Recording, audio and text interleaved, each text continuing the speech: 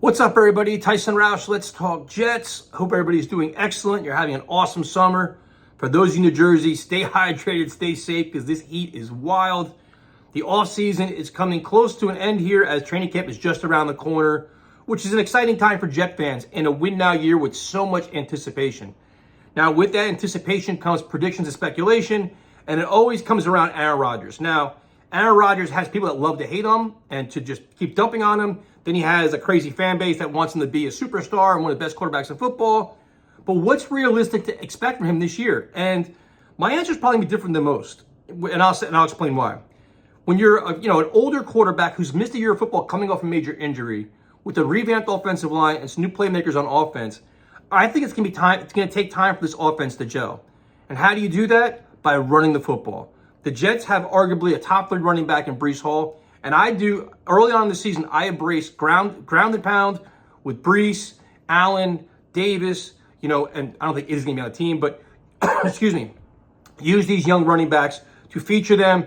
And you have Rodgers make 3 or 4 big throws a game to allow him to win the game, and then you move on from there. So if you can do that, say through the first 4 or 5 weeks of the season, then you get hopefully Mike Williams in the mix by then. Then you can start opening up your offense and become a lot more explosive.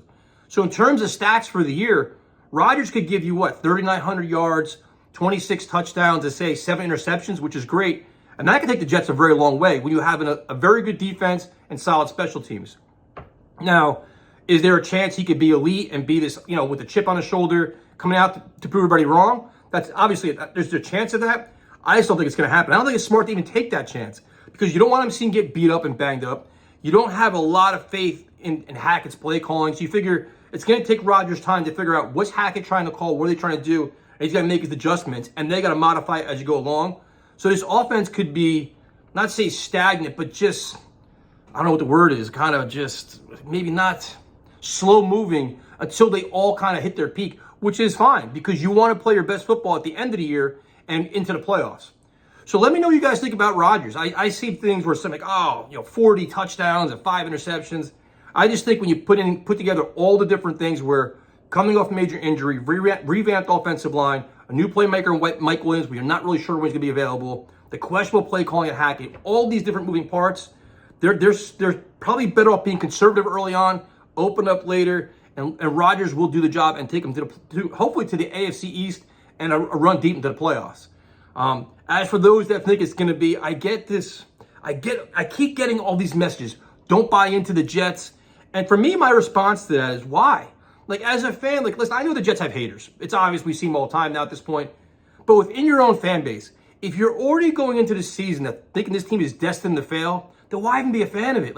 You're taking all the excitement out of it. I'd rather get my heart broken again with my high anticipation than going in with doom and gloom and just be miserable all the time. I just can't do it. Especially when you have this level of talent on the team on both sides of the ball. I said in my last video, I'll say it again. Breece Hall, Garrett Wilson, Sauce Gardner, Quincy Williams, Aaron Rodgers. There's so much talent here that it's just too much talent to just say, you know what, we're a mediocre team.